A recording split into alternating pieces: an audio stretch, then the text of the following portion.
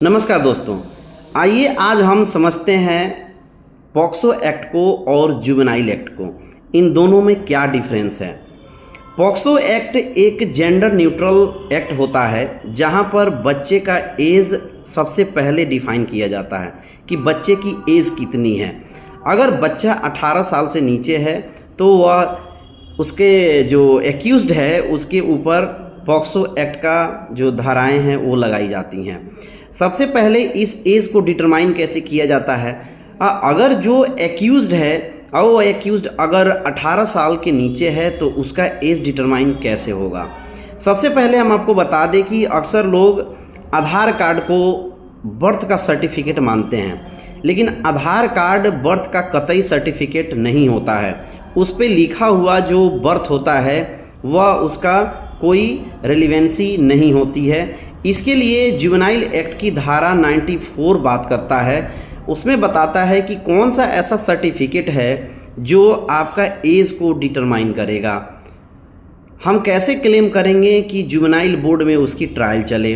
अगर बच्चा 18 साल के ऊपर है तो वह जुवेनाइल बोर्ड में उसकी ट्रायल नहीं चलेगी। जुवेनाइल बोर्ड में जितने भी बच्चे होते हैं जो एक्यूज्ड होते हैं, जिनको CCL भी बोला जाता है, चाइल्ड कॉन्फ्लिक्ट विथ लॉ, यानी कि इन बच्चों का ट्रायल जो है हमेशा जुवेनाइल कोर्ट में यानी जुवेनाइल बोर्ड में चलाई जाती है। इसके लिए सेक्शन 94 ये कहता है कि किसी भी बच्चे का अगर फर्स्ट गोइंग स्कूल सर्टिफिकेट है, किस आधार पर उसका सबसे पहले, अगर मान लो कि वो 5वीं क्लास में सबसे पहले स्कूल को अटेंड करने गया, तो उस अटेंडेंस में जो रजिस्टर्ड है वो रजिस्टर में एज के लिए कौन सा ऐसा कोई डॉक्यूमेंट दिया गया था।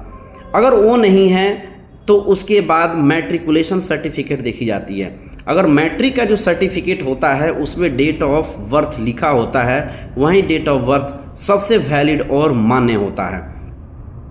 दूसरी, मान लीजिए मैट्रिकुलेशन सर्टिफिकेट भी आपके पास नहीं है, तो म्यूनसिपालिटीज़ के द्वारा या अथॉरिटी या पंचायत समिति का जो पंचायत से जो बना होता जो सर्टिफिकेट होता है वह सबसे वैलिड होता है बर्थ मैट्रिकुलेशन सर्टिफिकेट के बाद।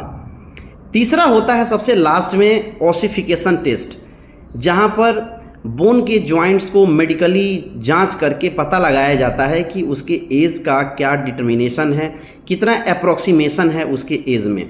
अगर मान लीजिए उसका एज 20 वर्ष आया ओसिफिकेशन टेस्ट में, तो उसको 2 साल के आगे पीछे उसका मान करके 2 साल पहले या 2 साल बाद में मान करके उसका एज का डिटर्मिनेशन लगाया जा सकता है। उसके फिजिकल अपीयरेंस को देख